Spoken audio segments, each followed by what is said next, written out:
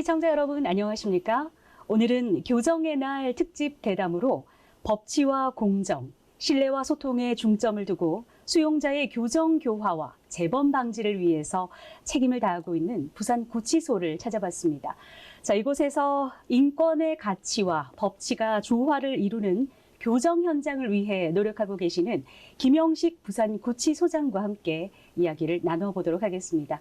소장님 안녕하십니까? 네, 반갑습니다. 자, 먼저 저희 복지TV 시청자 여러분들께 인사 한 말씀 좀 부탁드리겠습니다. 시청자 여러분 반갑습니다. 이렇게 뜻깊은 방송에 이렇게 나오게 돼서 감사하고 또 영광스럽습니다. 예. 자, 소장님께서는 이 교정 공무원에 입문하게 되신 지가 어느 정도나 되셨나요? 벌써 이렇게 32년이 되었습니다.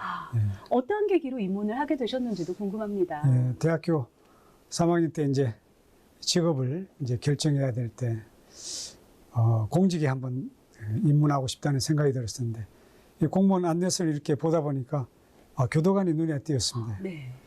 이 범죄인들을 교화해서 우리 사회를 안전하게 하는데 이 공직을 수행한다는 것이 굉장히 매력으로 이렇게 다가왔습니다. 그래서 그때 바로 좌고우면하지 않고 공부해서 입문했습니다. 그러시군요. 그렇다면 이 교정 공무원은 또 어떤 일을 하는 공무원인지도 여기에 대해서도 좀 소개를 해주시죠. 예. 우리 교정 공무원을 말씀드리기 전에 이제 교정 시설을 먼저 구분해서 말씀드리면 두 가지 유형이 있습니다. 첫 번째는 구치소입니다. 저희 부산 구치소와 같이 이렇게 범죄자가 이렇게 수사와 구속이 되면 구치소에 이제 먼저 오게 되는데요. 여기서는 재판 과정까지 있기 때문에 자칫 이렇게 심리적 충격으로 또 이렇게 자살도 하는 사례도 적지 않습니다. 그래서 그때는 우리 직원들이 심리치료도 하고요. 또 이때는 가족과의 관계, 또 여러 가지 상담이 필요한 일을 하고 있습니다. 그리고 형이 확정되어서 이제 교도소로 가게 되는데 그때는 이제 수형 생활 중에 교육을 받고 또 재범 인성을 이렇게 바꿀 수 있는 교화 프로그램에 참여하고 특히나 이제 출소 이후에 건강한 직업을 갖고 사회에 살아갈 수 있도록 직업훈련이라든지 사회복귀 준비를 하는 전 과정을 우리 교도관들이 지원하고 또 지도하고 있습니다. 그렇군요. 자, 오늘 10월 28일이 정부기념일인 제76주년 교정의 날입니다. 이 교정의 날에 대해서도 좀 설명을 해주시죠. 1945년 우리 해방 직후에 저희 교정시설을 이제 인수하기 시작했었는데 이제 공식적으로 모든 준비를 해서 출범하게 된 것이 이제 1945년 10월 28일입니다. 이날을 기념해서 저희들이 기념일 행사를 하고 있고요. 네. 이제 76주년이 되었네요.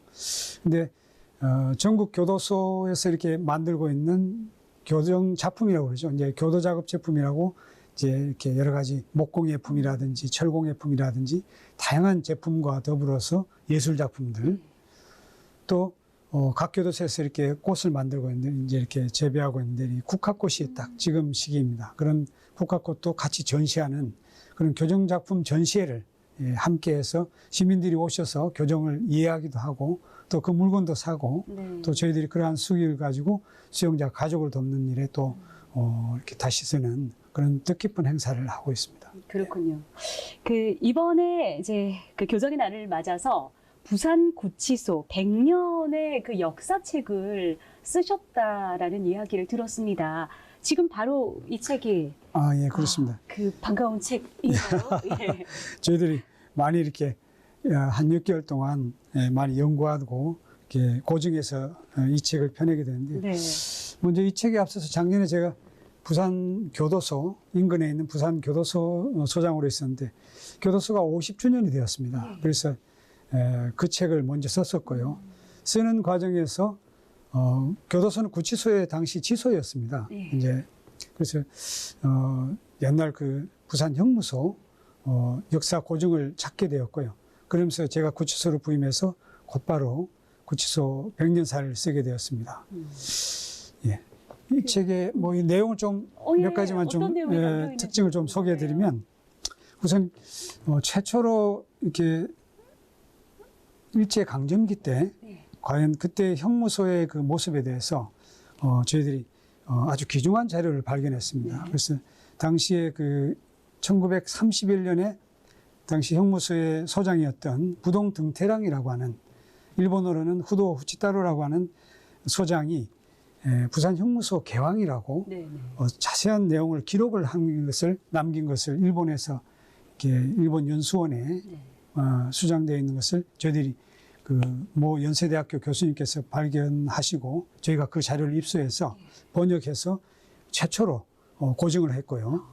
그리고 일제강점기 때 우리 부산 지역에 최초로 3.1운동을 전개했던 것이 1919년 3월 11일이었는데 그 당시 그 3.1운동을 부산진 일신여학교 학생들이 그 교사들과 함께 시위를 주도를 했습니다. 그래서 시작되었는데 그때 수감되었던 11명의 학생들과 교사들의 이야기도 담겨 있고요.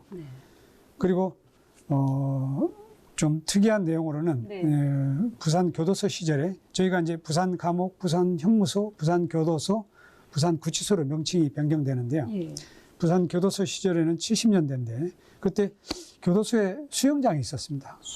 풀장이. 수영장이요? 그래서 아주 그런, 저희도 있었는지도 몰랐는데 사진을 발견을 했습니다. 그래서 수영장을 운영했던 모습을 저희들이 또 책에도 싣고. 그러면은 그 수영장이 누구를 위한 수영장? 수영자분들을 위한. 수영자분들을 위한. 그 사진에서 보다시피 아주 활기차게 그것을 즐기는 사진이 나와 있습니다. 그리고 우리 구치소에는 또 아주 특별한 분들이 또 수용된 역사적인 곳이기도 한데, 우리 노무현 대통령께서도 1987년에 대우조선 사태와 관련해서 잠시 수용된 적이 있었고요. 또 1990년대 중반에는 요즘 유명한 그 개그맨 그 김영철 개그맨이 우리 부산구치소에 군복무 대체로 경비교도대라고 하는 근무를 했습니다. 제가 그 당시에 김영철 있었던 당시 경비교도대 이제 중대장을 했었는데요. 그래서 같이 그 경교대의 밤이라고 해서 아주 김영철이 나와서 미스 경교대라는 코너를 만들어서 자중을 웃겼던 그런 내용도 이렇게 실려 있고 수록을 했습니다. 끝으로 교정의 역사는 어찌 보면 대한민국 인권의 역사라고 저는 생각합니다. 왜냐하면 교도소는 세상의 축소판이기 때문에 그렇습니다. 옛날에는 수용자들이 머리를 팍팍 깎고 또 볼펜도 없고 또 커피도 못 마시고 여러 가지로 좀 인권적으로 어려웠던 시절이 있었는데, 이제 김대중 정부 이후로 이러한 인권이 많이 신장되기 시작했습니다. 그래서 최근에는 금년에 우리 부산구치소가 법무부 인권 최우수 교정기관으로 이렇게 선정되는 영예를 안기도 했는데, 이러한 인권의 역사도 요새 자세히 수록했습니다. 그렇습니다. 교정의 역사가 곧 수용자 교정 교화와 인권의 역사이기도 한 거네요. 예, 그렇습니다. 근데 진짜 우리 부산구치소가 2021년도 최우수 인권 교정기관상을 받았다는 이야기잖아요. 예, 그렇습니다. 진심으로 축하드립니다. 감사합니다. 더욱 분발하겠습니다. 네. 근데 이 교정이란 용어에서도 우리가 느낄 수가 있는데, 오늘날 이제 사회복지적인 관점에서 이 조금 접근하는 그런 면이 있는 것 같다라는 생각이 들거든요. 어떻게 소장님, 교정사회복지라는 이러한 분야가 있습니까? 예, 잘 알려지지는 않지만은 우리 사회복지 분야에 다양한 분야가 있지 않습니까요? 그 중에서 교정사회복지 분야도 있습니다. 그래서 우리 사회복지는 일반 취약계층이나 또 아동, 청소년, 장애인 분들에 대해서 겪는 문제를 우리 사회적으로 복지를 지원하고 생활 지도를 하는데, 마찬가지로 그 대상이 이제 범죄자인 것입니다. 그래서 소년원 대원 학생이라든지 또 우리 교도소 수용자나 출소자에 대해서 이제 더 이상 재범하지 않고 건강한 우리 사회 일원으로 살아갈 수 있도록 지원하고 또 지도하고 또 후원하는 그러한 역할을 하는 학문이, 또 실천운동이 교정사회복지가 되겠습니다. 그렇군요. 그런 교정사회복지 분야에서 가장 제가 제 교정 공무원으로서 가장 주력으로 제안하고 추진했던 업무가 수용자 위기가족 지원이었습니다. 위기가족 지원? 예, 특히 아동들이었습니다. 그런데 수용자가 이렇게 교도소에 가게 되면 수용자 가족들은 그 누구에게도 하소연할 수 없는, 어쩌면 또 그들도 제2의 피해자이고 큰 충격에 사로잡히고 자칫 그 아이들이 방황하면서 범죄가 대물림되는 그런 악순환을 겪기도 합니다. 그래서 우리 수용자들 교화를 위해서도 가장 중요한 것은 가족입니다. 그래서 수용자와 특히 아동들이 이렇게 저희들 폐쇄된 접견, 텔레비에 나오는 그런 접견실이 아니고 일반 가정과 같이 이렇게 아동 친화적으로 꾸민 가족 접견실을 저희들이 그 당시에 제가 추진하고 제안해서 마련했습니다. 그래서 그곳에서 이제 수용자복을 입지 않고요. 네. 이제 일상복을 이렇게 갈아입혀서 아이들하고 네. 다시금 이렇게 가족 관계를 회복할 수 있도록 그런 시간을 충분히 주는 그런 프로그램도 하고, 또 가족 사랑 캠프를 통해서 네. 가족의 갈등도 해소하고 또 가족 건강성을 향상시키도록 하고 있습니다. 다만 또 가족이 이미 없거나 또 관계가 이렇게 단절된 사람들, 수용자들을 위해서는 또 우리 사회에 따뜻한 자원봉사자분들이 오셔서 가족 역할을 해주시는 자매결연을 맺고 그분들이 또 매월 오셔서 가족 역할을 하고 건강한 가정으로 다시 돌아갈 수 있도록 돕는 역할을 하고 있습니다. 네. 이제 이러한 모든 가족 지원 활동을 종합해서 총 2011년에 네. 저희들이 7개 부처, 경찰청부터 시작해서 교육부, 또 복지부, 여가부 다 이렇게 함께해서 수용자 위기가족 지원 7개 부처 융합 행정 MOU를 맺고 네. 오늘날까지 체계적인 정부 차원의 수용자 위기가족 지원 체제를 지금 실천하고 있습니다. 아, 그렇군요. 저의 가장 큰 보람으로 또 남아 있습니다. 그래요. 자, 소장님, 우리 이제 주변에 보면은 사실 이제 습관적인 재범 수용자들을 조금 볼 수 있지 않습니까? 이런 분들 같은 경우에 어떻게 소장님 입장에서 보실 때 좀 변화가 될 수 있을 거라고 보십니까?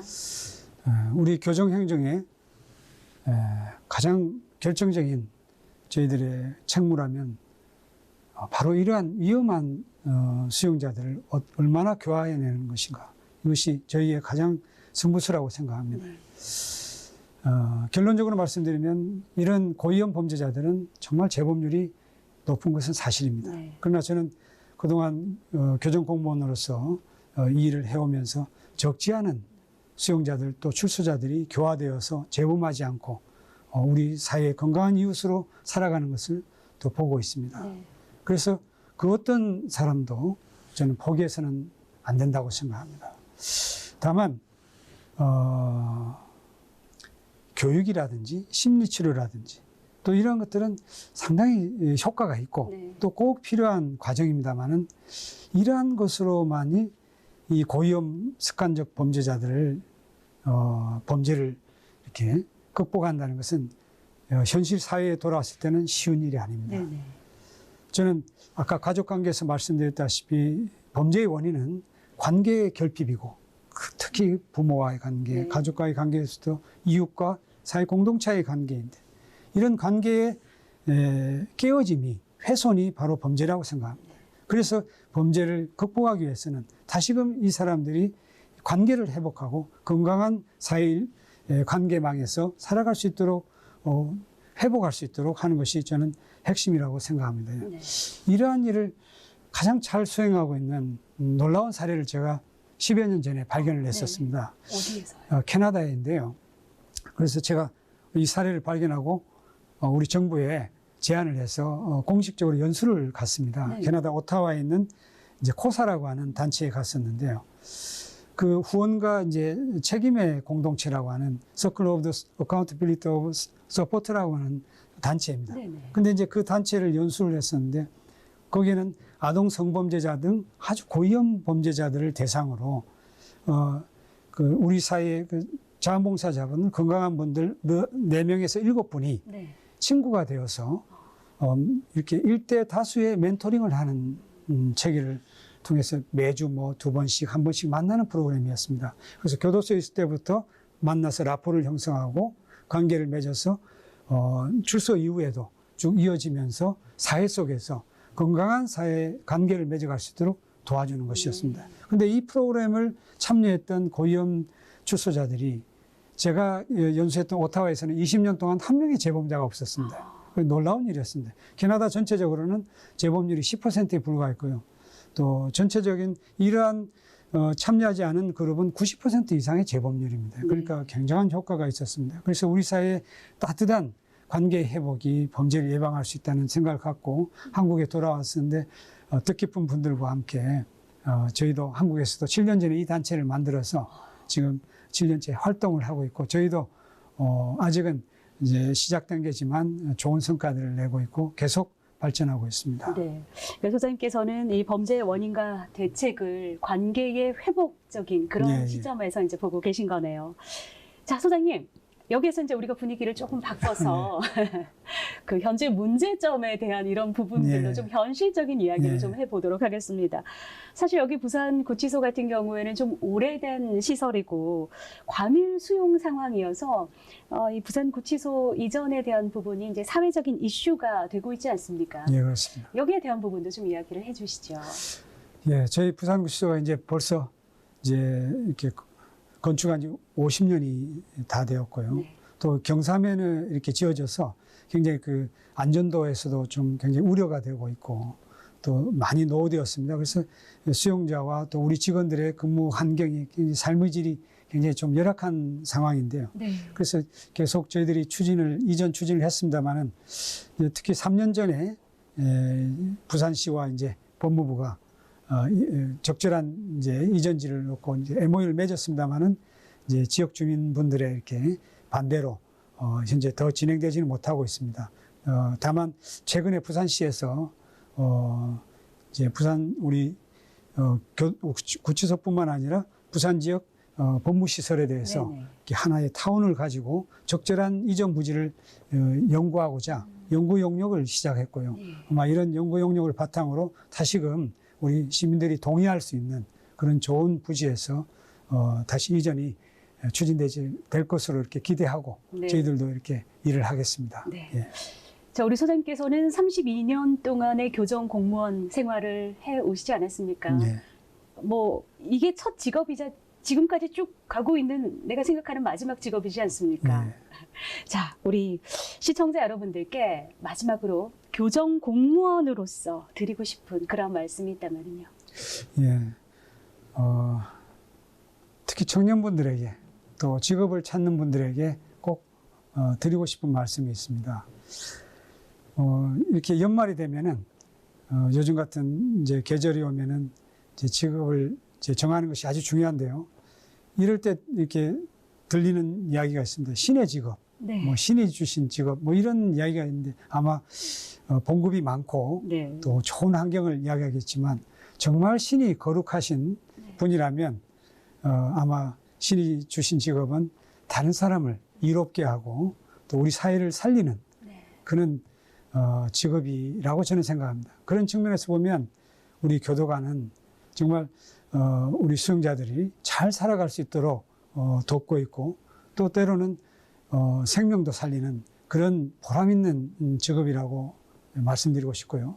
특히나 현대인의 직업은 이 워라밸이라고 시간의 균형이 있어야 돼요. 예. 우리 교도관들은 정시에 출근하고 거의 체계적인 근무로 비상근무가 거의 없습니다. 네. 그래서 자기 개발과 또 여러 가지 가정을 돌볼 수 있는 현대인의 직업으로서도 가장 균형 있는 네. 직업입니다. 숨겨져 있는 보아 같은 잘 알려지지 않는 직업인데 다른 사람을 돕고자 관심 있는 그런 훌륭한 청년분들이 우리 교도관을 많이 지원해 주셨으면 감사하겠습니다. 네. 예. 교정 공무원에 대한 PR까지 너무 잘해 주셨네요. 너무 좋은 기회를 주셔서 감사합니다. 네. 자, 소장님 오늘 귀한 시간 내주셔서 감사합니다. 예, 수고하셨습니다.